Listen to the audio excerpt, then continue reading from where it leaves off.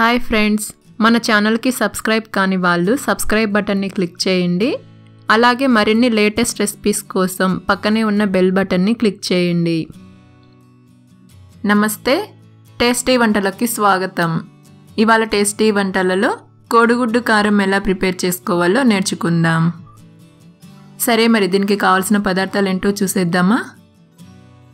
5 కోడిగుడ్లు, ఒక పెద్ద సైజు ఉల్లిపాయ, ఒక చిన్న సైజుది వెల్లుల్లిగడ్డ, 2 స్పూన్లు చిల్లీ పౌడర్, చిటికెడు పసుపు, సాల్ట్ రుచికి సరిపడా, అండ్ 5 లేదా 6 స్పూన్లు వంట నూనె. ఇప్పుడు కోడిగుడ్డు కారం తయారీ విధానం చూద్దాం. ఫస్ట్ మిక్సీ జార్లో కట్ చేసుకున్న ఉల్లిపాయ ముక్కలు, వెల్లుల్లి రెబ్బలు, చిల్లీ పౌడర్, రుచికి సరిపడా సాల్ట్, అలాగే పసుపు వేసి మూత పెట్టి మెత్తగా గ్రైండ్ చేసుకోవాలి. ఇప్పుడు మూత తీసి చూద్దాం. చూడండి, వీడియోలో చూపిస్తున్న విధంగా మెత్తగా గ్రైండ్ చేసి పక్కన పెట్టుకోండి.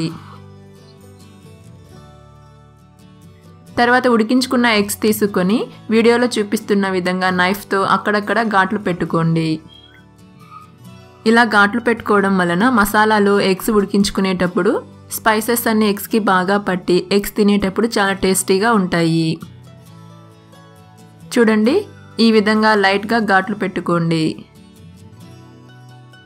తర్వాత ప్యాన్లో ఆయిల్ వేసి వేడి చేసుకోండి.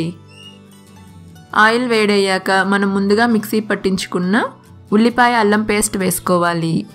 అలాగే అదే మిక్సీ జార్లో కొద్దిగా వాటర్ వేసి తిప్పి కడాయిలో వేసి అంతా కలిసేలా బాగా మిక్స్ చేసుకోవాలి. దీనిని లో ఫ్లేమ్లోనే కలుపుకుంటూ పచ్చివాసన పోయే వరకు ఉడికించుకోవాలి. కర్రీ ఉడికే కొద్దీ ఆయిల్ పైకి వస్తుందండి. మనం మామూలుగా ఆయిల్ పైకి వస్తే కర్రీ రెడీ అయిందని అనుకుంటాము, కానీ ఇది పచ్చివాసన పోయి చక్కగా వేగడానికి సుమారు 10 నుంచి 15 నిమిషాలు టైం పడుతుంది. మనం దీనిని లో ఫ్లేమ్లోనే వేయించుకుంటాం కాబట్టి ఇది ఉడకడానికి కొంచెం టైం ఎక్కువ పడుతుంది.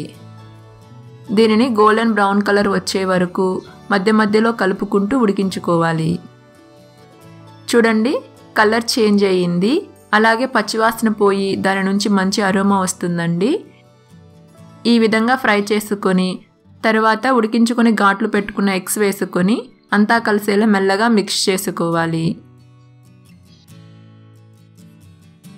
చూడండి, గ్రేవీ కొంచెం గట్టిగా ఉంది కదా. సో ఇప్పుడు కొద్దిగా వాటర్ వేసుకొని మిక్స్ చేసుకోవాలి. మీ కన్సిస్టెన్సీని బట్టి వాటర్ యాడ్ చేసుకోండి. అలా అని మరీ ఎక్కువ వాటర్ యాడ్ చేసుకోకండి. చూడండి, అంతా బాగా కలిసింది. ఇప్పుడు మూత పెట్టి 5 నిమిషాల పాటు లో ఫ్లేమ్లో ఉడికించుకోవాలి. 5 నిమిషాల తర్వాత మూత తీసి చూద్దాం. చూడండి, కర్రీ చక్కగా ఉడికింది. మసాలా అంతా ఎగ్స్కి కూడా బాగా పట్టింది. ఇప్పుడు అంతా ఒకసారి కలుపుకొని స్టవ్ ఆఫ్ చేసుకోండి. ఇది రైస్లోకి చాలా బాగుంటుందండి. వేడివేడి అన్నంలో దీన్ని కలుపుకొని తిన్నామంటే చాలా టేస్టీగా ఉంటుంది. చూసారు కదండి, ఎంతో టేస్టీ అండ్ సింపుల్ కోడిగుడ్డు కారంని ఎలా ప్రిపేర్ చేసుకున్నామో.